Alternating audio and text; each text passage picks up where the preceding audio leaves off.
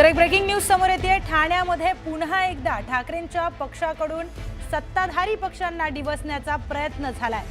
आगामी महापालिका निवडणुकीच्या पार्श्वभूमीवर ठाण्यामध्ये वारंवार ठाकरे पक्षाकडून सत्ताधारी पक्षाला डिवचण्यात येत आहे। अशामध्येच पुन्हा एकदा ठाकरे पक्षाकडून विरोधी पक्षांचा सहारा घेत ठाण्यातील 3 हात नाका येथे एक बॅनर लावण्यात आलाय। या बॅनरवर जिथे फायदा तिथे आम्ही युती करू, जिथे फायदा नाही तिथे युती करणार नाही, मुख्यमंत्री देवेंद्र फडणवीस यांचे एक विधान दर्शवण्यात आलंय। तर दुसरीकडे महाविकास आघाडीतील विरोधकांना विरोध न करता महायुतीतील नगरसेवकांना फोडायचं काम चालू आहे, असं खासदार नरेश म्हस्के यांचं एक विधान दाखवण्यात आलंय। ठाकरेंच्या शिवसेनेने हा बॅनर लावला असून त्या बॅनरवर विरोधी पक्षातील सर्वच वरिष्ठ नेत्यांचा फोटो आणि ठाण्यातील देखील विरोधातील वरिष्ठ नेत्यांचा फोटो लावण्यात आल्याचं दिसून आलंय।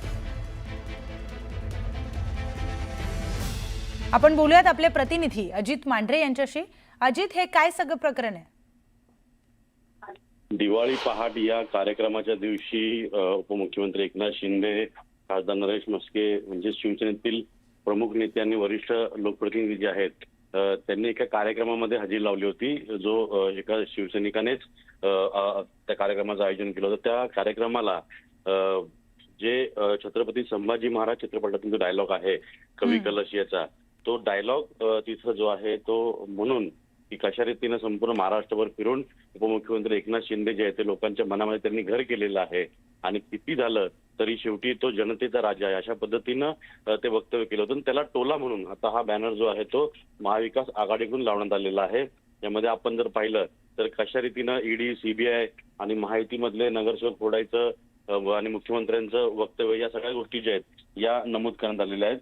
पण महत्वाचं म्हणजे की या सगळ्या याच्यामध्ये जर आपण पाहिलं तर गेले काही दिवसापासून महाविकास आघाडीमध्ये बिघाडी आहे।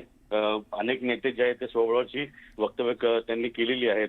पण या सगळ्या पार्श्वभूमीवरती या बॅनरवर आपण जर पाहिलं तर महाविकास आघाडीतील विशेष करून ठाण्यातील सर्व नेत्यांचे फोटो जे आहेत त्याच्यावरती लावण्यात आलेले आहेत। यामुळे जरी मुंबई किंवा इतरत्र महाविकास आघाडीमध्ये बिघाडी झाली असलेली तरी ठाण्यामध्ये मात्र हे एकत्र लढणार किंवा यांना एकत्र यायचंय असं देखील या बॅनरवरून स्पष्ट होतं।